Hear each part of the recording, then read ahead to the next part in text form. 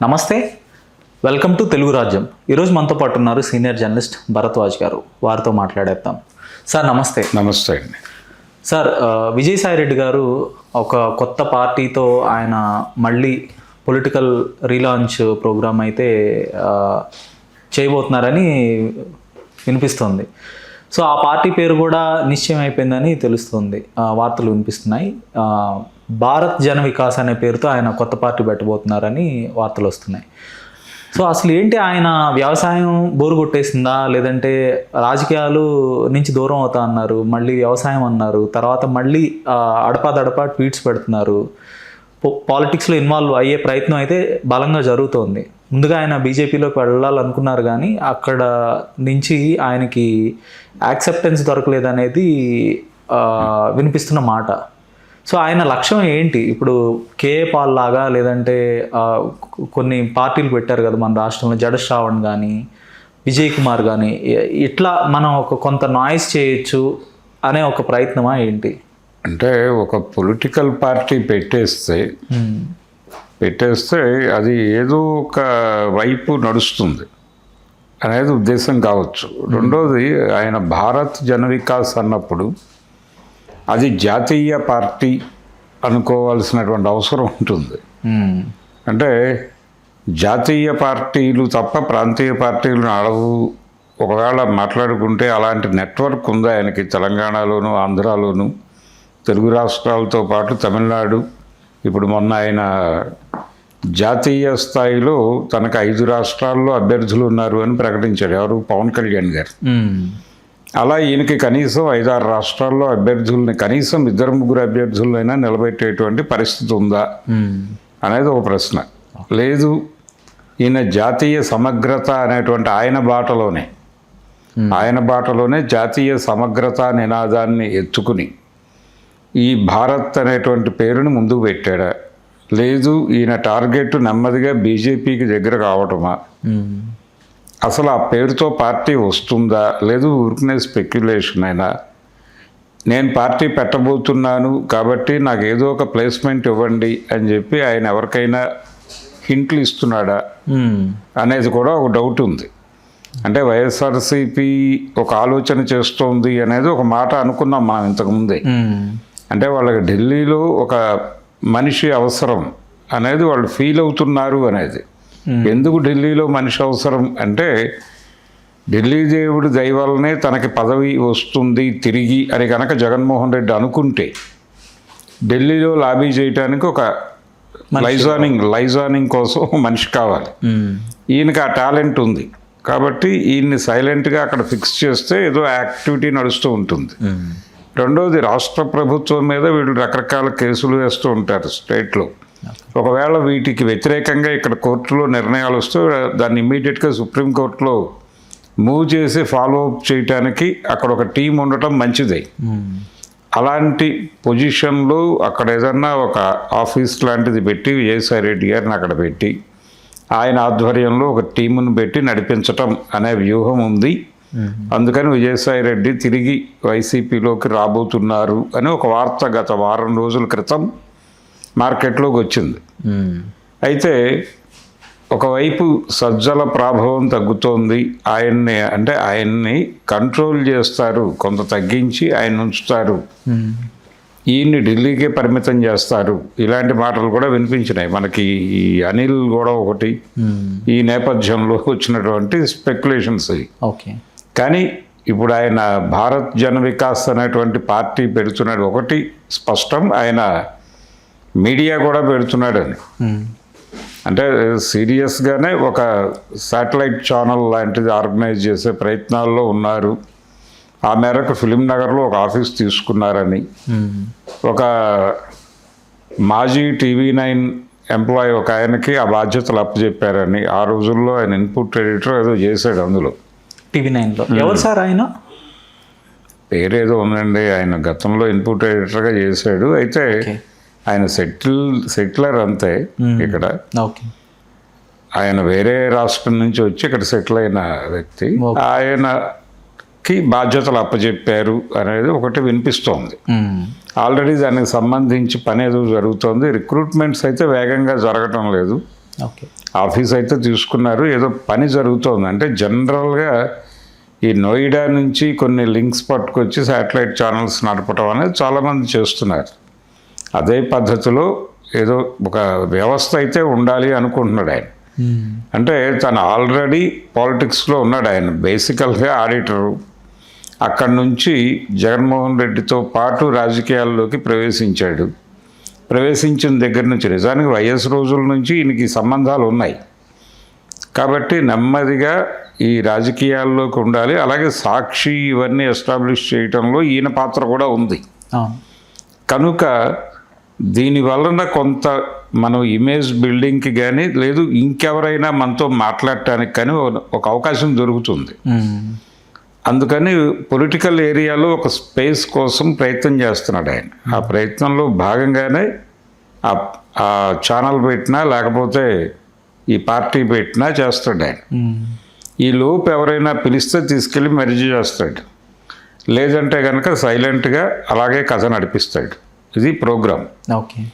ఆయన రాజకీయ సన్యాసం అని చెప్పాడు గతంలో. ఆ తర్వాత ఆయనే చెప్పుకున్నాడు రాజకీయ సన్యాసం అనేది ఎలా ఉంటుంది, నేనేమి ఈ సమాజంలో నుంచి బయట లేను కదా, ఈ సమాజంలో ఉన్నప్పుడు ఖచ్చితంగా చుట్టూ జరుగుతున్నటువంటి పరిస్థితుల మీద స్పందించకుండా ఉండలేము అని చెబుతూ ఆయన ఆల్రెడీ లింక్ అయి ఉన్నాడు. ఆ లిక్కర్ స్కామ్లో వారి పేరు ఉంది. ఓకే. అందుకని వారు 2-3 సార్లు విచారణలకు హాజరయ్యాడు కదా. హాజరైన సందర్భంగానే మొదటిసారి ఆయన మీడియా ముందుకి వచ్చాడు. అంటే ఒక ప్రొటెక్షన్ కోసం ఆయన ఇప్పుడు పార్టీ పెట్టాలనుకుంటున్నారా? ప్రొటెక్షన్ ఆయన ఏదో ఇది ప్రొటెక్ట్ చేస్తుందని కాదండి. పొలిటికల్ ఏరియాలో తను యాక్టివ్గా ఉన్నాను అనేది ప్రూవ్ చేసుకోవటానికి ఎవరికైనా ఒక లాంగ్ దీనిలో ఒక విస్తృత ఐక్య సంఘటనలోకి అవసరం అనుకుంటే ఈయన్ని కూడా పిలుస్తారు. ఓకే. ఈయన పార్టీని కూడా పిలుస్తారు, వెళ్ళి కూర్చుంటాడు. అలాగే ఈయన ఛానల్ ఒక విజిబిలిటీ కోసమే ఆయన అంతే. అంతకు మించి రాజకీయ ప్రయోజనాలు పెద్ద ఆశించేది ఏమి ఉండదు. ఆయన ఏదో ప్రభావవంతమైన రాజకీయాలు చేస్తాడు అని అయితే అనుకోలేము. ఓకే. ఆయనకు ఒక ఛానల్ ఉంటుంది. ఆ ఛానల్లో ఆయన అనుకున్న అభిప్రాయాలను ప్రమోట్ చేస్తాడు. ఆ ప్రమోట్ చేసే క్రమంలో ఏదైనా ఒక పార్టీ ఆయనతో కలిసి మా సిద్ధాంతాలని మా అభిప్రాయాలను కూడా మీరు డెలివర్ చేయండి, మనం కలిసి దీన్ని నిర్వహిద్దాం, ఇలాంటి ఆఫర్లు రావచ్చు. అంటే ఆయనకి ఇప్పుడు ఎగ్జిస్టింగ్ పొలిటికల్ పార్టీస్ అన్నీ కూడా మొహం చాటేసినాయి అంటారా సార్ ఆయన్ని పార్టీలో చేర్చుకోవటానికి? అంటే వైఎస్ఆర్సీపీకి అయితే ఒక రకంగా నేను పార్టీ పెట్టడానికి సిద్ధంగా ఉన్నాను, కాబట్టి నన్ను ఏమైనా వాడుకోదలుచుకుంటే వాడుకోండి పిలిచి తొందరగా అని ఒక హింట్ ఇవ్వటం కోసం తిప్పలు పడుతున్నాడు అనే అభిప్రాయం కూడా ఉంది. మేబీ అదే ఉద్దేశం కూడా కావచ్చు. ఓకే. అయితే ఇది పెట్టడం మాత్రం కొంత పని జరిగింది. ఈ భారత్ జన వికాస్కి సంబంధించినటువంటి కార్యక్రమం ఏమిటి అనేది తెలియదు కానీ ఓకే అదైతే ఉంది. అంటే ఈయన ఇప్పటికే తన సిద్ధాంతాన్ని ప్రతిపాదించి ఉండాలి. అంటే ఎలా పెడతాడు ఆయన? ప్రాంతీయ పార్టీ పెడితే, ఒకవేళ ప్రాంతీయ పార్టీ అంటే ఏపీలో పెట్టాలి. ఆయన కార్యక్షేత్రం అది అనుకుంటే, లేదు నేను జాతీయ పార్టీ అంటే ఢిల్లీలోనే కూర్చుంటాడు ఆయన. ఢిల్లీలో కూర్చుని ఇక్కడ ఒక ఇన్ఛార్జిని, లేకపోతే హైదరాబాద్లో కూర్చుంటాడు. హైదరాబాద్లో కూర్చుని యాక్టివిటీస్ నడిపిస్తూ ఉంటాడు. దానివలన ఏపీ ప్రజల్లో ఏం ప్రభావం వేస్తాడు ఈయన? ఎవరిని స్ప్లిట్ చేస్తాడు, ఎవరిని అట్రాక్ట్ చేస్తాడు? ఈయనకి ఆల్రెడీ వైఎస్ఆర్సీపీలో ఉన్నప్పుడే ఒక బ్యాచ్ ఉంది ఈయన వెనకాల. ఈయన కోటరీ ఉంది. ఈయన కానీ కోటరీ కాదు, ఈయన కోటరీని నమ్ముకున్నటువంటి వాళ్ళు ఉన్నారు, ఒక బ్యాచ్ ఉంది. ఆ బ్యాచ్ని యాజ్ ఇట్ ఈజ్గా బయటకు తీసుకొచ్చి తనతో నడిపించుకుంటాడు. దానిలో అన్ని కులాలకు చెందిన వాళ్ళు ఉన్నారు. నడిపించుకోగలడా సార్? ఎందుకంటే ఇప్పుడు జగన్ సొంత చెల్లె ఆవిడ కాంగ్రెస్ పార్టీ అధ్యక్షురాలైంది, పిసిసి అధ్యక్షురాలైంది. అయినప్పటికీ కూడా ఆర్కే లాంటి వ్యక్తులు వచ్చినట్టే వచ్చి వెళ్ళిపోయారు. ఎవరు కూడా ఆవిడ వైపుకి వెళ్ళడానికి సిద్ధపడలేదు. ఆర్కే గొడవ వేరు. ఆర్కే ఆ టైంలో ఏదో హడావిడి చేసే ప్రయత్నం చేశాడు, తన పర్సనల్ ఎజెండాతో మూవ్ అయ్యాడు ఆయన. అంతే తప్ప లాయల్టీ గొడవ కాదు అది. కానీ ఇక్కడ అలా కాదు. ఈయనతో జగన్ అధికారంలో ఉన్నంతకాలం ఈయనతో ట్రావెల్ అయినటువంటి టీం ఒకటి ఉంది. వాళ్ళు ఈయనతోనే ఉంటారు. ఓకే. వాళ్ళు ఆయనతోనే ఉన్నారు ఇప్పుడు ఆల్రెడీ. కాకపోతే వాళ్ళు ఇన్సైడ్ ఉన్నారు, ఈయన అవుట్ సైడ్ ఉన్నారు. ఇప్పుడు మళ్ళీ వాళ్ళందరూ రీయూనియన్ అవుతారు. ఓకే. ఒక్కొక్క చోట ఒక్కొక్క ప్రభావం వేసుకుంటూ మీటింగులు పెడుతూ ఏదో అభిప్రాయ ప్రకటనలు చేస్తూ. అంటే జగన్ను కాదని విజయసాయిరెడ్డి వైపు వెళ్ళే ప్రయత్నం చేస్తారా వాళ్ళందరూ కూడా? అంటే ఈయనతో కనెక్ట్ అయి ఉన్నారు. ఈయనతో కనెక్ట్ అయి ఉండటం వలన వాళ్ళకి అక్కడ ప్రాధాన్యత దొరకటం లేదు అనే ఒక సఫికేషన్తో ఉన్నారు. ఓకే. అందుకని వాళ్ళు ఇటువైపు వచ్చేస్తే ఏదో ఒక గేమ్ నడుస్తూ ఉంటుంది కదా అనేది. అంటే యాక్టివ్గా ఉండాలి పొలిటికల్ ఏరియాలో, పనిలో ఉంటే పని దొరుకుతుంది. అసలు టోటల్గా డిజపీర్ అయిపోతే పట్టించుకోరు ఎవరు. ఓకే. యుద్ధం చేస్తేనే పని అవుతుంది, యుద్ధ రంగంలో ఉంటేనే పని అవుతుంది, పని చేస్తేనే పని అవుతుంది. అందుకని ఆయన పనిలో ఉండాలి అనుకుంటున్నాడు. ఓకే. తన ప్రెజెన్స్ చాటుకోవటానికి ఒక గౌరవప్రదమైన అవకాశం ఎవరైనా ఇస్తే ఓకే. తెలుగుదేశం పార్టీ ఎలాగూ కష్టమే కాబట్టి ఆయనకున్న అవకాశం జనసేన ఆర్ బీజేపీతో ఆయనకు మంచి రిలేషన్సే ఉన్నాయి. మంచి రిలేషన్స్ ఉన్నాయి. ఆయన కావాలంటే అక్కడ వెళ్తాడు, కానీ అది కూరలో కరివేపాకు వ్యవహారం. ఓకే. అంటే న్యూస్ రీడర్ ఉద్యోగం చేయాలి ఆయన అక్కడ. న్యూస్ రీడర్ ఉద్యోగం అంటే పొద్దున్నే పార్టీ ఆఫీస్కి వెళ్ళి అక్కడ విజయవాడలో ఓ ప్రెస్ మీట్ ఏదో పెట్టి మాట్లాడటం, ఆ తర్వాత సాయంత్రం కుదిరితే మళ్ళీ వెళ్ళి ఇంకొక ప్రెస్ మీట్లో మాట్లాడటం, అంతకు మించి పెద్దగా చేసేది ఏమి ఉండదు. ఓకే. అందుకని అంటే పురంధేశ్వరి గారు వీళ్ళందరూ ఉన్నారు కదా, అందరూ చేస్తున్నది అదే. వాళ్ళు అక్కడ పెద్దగా ఏదో చేస్తున్నారు అనేది అయితే లేదు. అడపాదడపా ఏదైనా ఇన్సిడెంట్ జరిగితే వాళ్ళ రిప్రజెంటేషన్ లాగా ఉంటున్నారు. మొన్న రాజమండ్రి ఇన్సిడెంట్ జరిగింది, అమ్మాయిది ప్రియాంకది, అక్కడికి వెళ్ళారు ఆవిడ. ఓకే. అలాంటివి ఏవైనా ఉంటే ఆ హడావిడి చేస్తున్నారు తప్ప విడిగా వాళ్ళు పొలిటికల్గా ఏదో చేస్తున్నారు అనేది అయితే కనిపించట్లేదు. ఓకే సార్, గతంలో టీడీపీ ఓడిపోయినప్పుడు 2019 తర్వాత టీడీపీ నేతలు, టీడీపీ రాజ్యసభ సభ్యులైన సుజనా చౌదరి కానీ సీఎం రమేష్ కానీ బీజేపీలోకి వెళ్ళారు. అంటే బీజేపీలోకి వాళ్ళకి ఆహ్వానం దొరికింది, యాక్సెప్టెన్స్ దొరికింది. కానీ విజయసాయిరెడ్డికి ఆ యాక్సెప్టెన్స్ ఎందుకు దొరకలేదు? ఎందుకంటే కంపారిటివ్లీ సీఎం రమేష్, సుజనా చౌదరి కన్నా కొంత ఢిల్లీలో పరిచయాలు ఎక్కువ ఉన్న వ్యక్తే విజయసాయిరెడ్డి. మోడీతో చేయాలి కాదు, మంచి లాబీ చేయగలడు ఆయన. ఎందుకంటే నేను ఇంతకుముందు కూడా చెప్పాను ఒకసారి, ఆయనకి కోవింద్ రాష్ట్రపతి అయ్యేటప్పుడు ముందు సమాచారం ఈయనకే తెలుసు. ఈయనే వెళ్ళి ఆయనకి ముందు బొకే ఇచ్చి వచ్చాడు. ఇదేమిటి ఈయన వెళ్ళి ఆయనకు బొకే ఇచ్చొచ్చాడు అని ప్రపంచం అంతా అనుకుంది.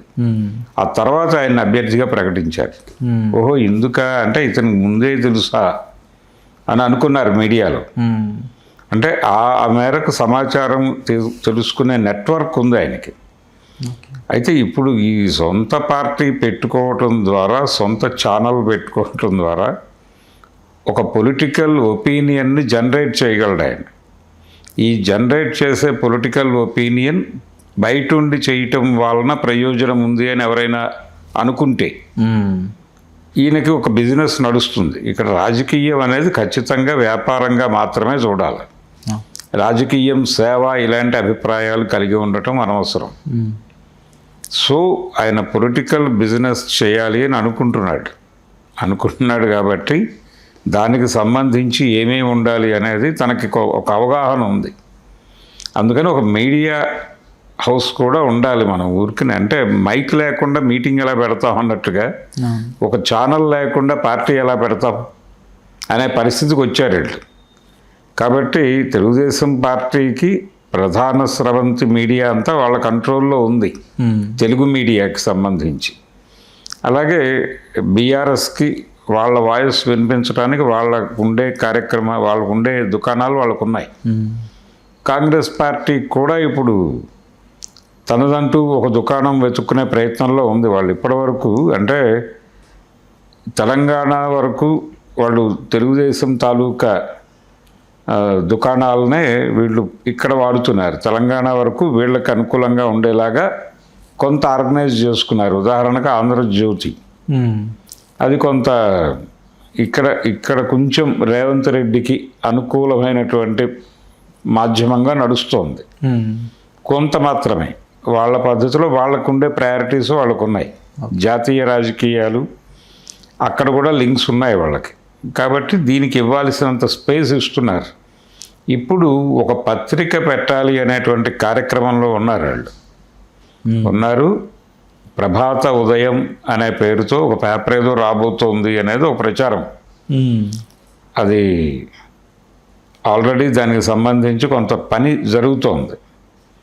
అది కాంగ్రెస్ పార్టీకి సంబంధించినటువంటి వాళ్ళ అభిప్రాయాలను ప్రజల్లోకి తీసుకెళ్ళటమే కార్యక్రమంగా ఉంటుంది.